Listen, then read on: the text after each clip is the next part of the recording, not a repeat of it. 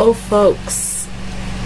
Oh, folks. Okay, so first of all, before I even get into the oh, folks moment, I would like to explain my absence of for fucking ever. Okay, so just to let you guys all know, I haven't really talked about this because, but there's been a change in the lineup.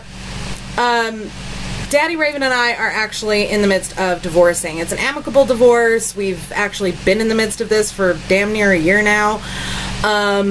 Yeah, just wasn't gonna happen. Primarily because I can't deal with anybody that's so uptight that I could use his fucking ass to manufacture diamonds. Just saying. So, somewhere, someday, that shit's gonna come and bite me in the ass in a lawsuit. I'm just saying.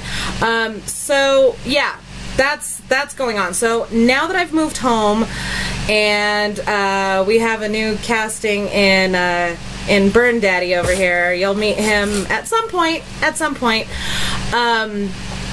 You know, just shit's been fucking crazy. That's all I'm gonna say. It's been fucking nuts. I've got school and kids and work and yikes, and so yeah, just Jesus fucking H. Truman tap dancing Christ. So yeah, but this is what gets me about y'all.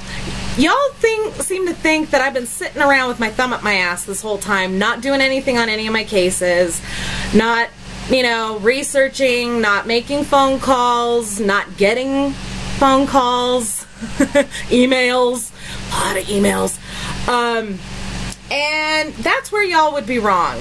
And I do have some information on the David Thorne case. I will be releasing that in the relatively near future. I've actually been working on a documentary about that because, you know, since apparently y'all motherfuckers only give a shit about cases that have documentaries, fine, wish fucking granted. But this is the oh folks shit, okay? First, we're gonna address Zellner's latest motion where she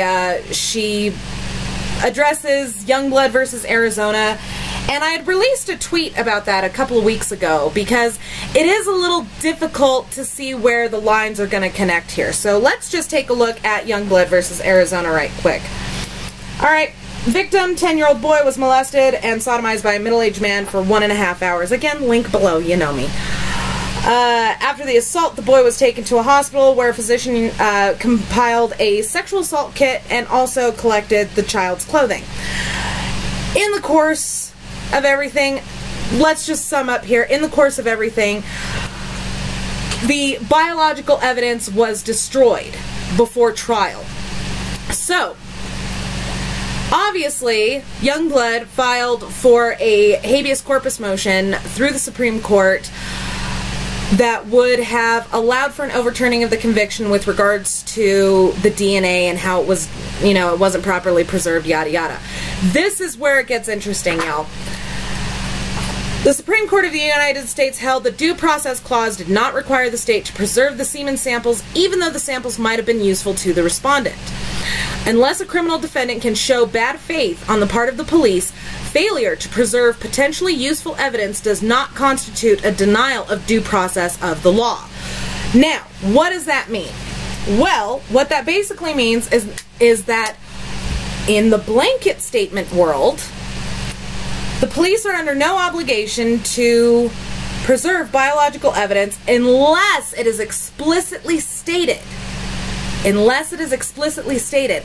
And in this case, the Wisconsin Department of Justice did explicitly state that all biological evidence was to be preserved, or potentially biological evidence. The fact that the bones, all of the bones from all 3 locations were released to Teresa Halbach's family, all of them, including the ones that they didn't fucking test but that they claimed were not human, shows that they believed they were human, which means that they knew that those other 2 sites could have potentially been the primary kill and or disposition site. Ergo, since no actual fucking investigation took place at either of those 2 sites, that is a violation of the Due Process Clause of the United States Constitution. So that's that shit. Again, I'll throw a link for that down below in the description. Now, A little birdie has informed me, and I'm not releasing all details at the moment because I'm still cross-referencing, I'm still trying to gather up all of my evidence, but I wanted to give y'all a little taste, like the little drug dealer I am. We know that Judge Flowers was on the Crime Victims' Rights Board in Wisconsin at the same time that Ken Kratz, he of the giant ass, both theoretically and figuratively, was also on the Crime Victims' Rights Board. Here's the thing, I have been able to draw connections between the two. So let me just put it this way. Imagine, if you will, a disgraced former prosecutor who was removed from the DA's office for sexually harassing not one, not two, but several victims. Imagine, if you will, a judge who at one point served on a special interest board with said disgraced prosecutor. All I'm saying here is there is some quid pro quo going on. No, the two did not shtup. At least I haven't found any evidence of such. But Judge Flowers' appointment to this case was no accident. It was not the luck of the draw. It was a return of favors. That's all I'm going to say on that subject until further notice. So, that's the folks.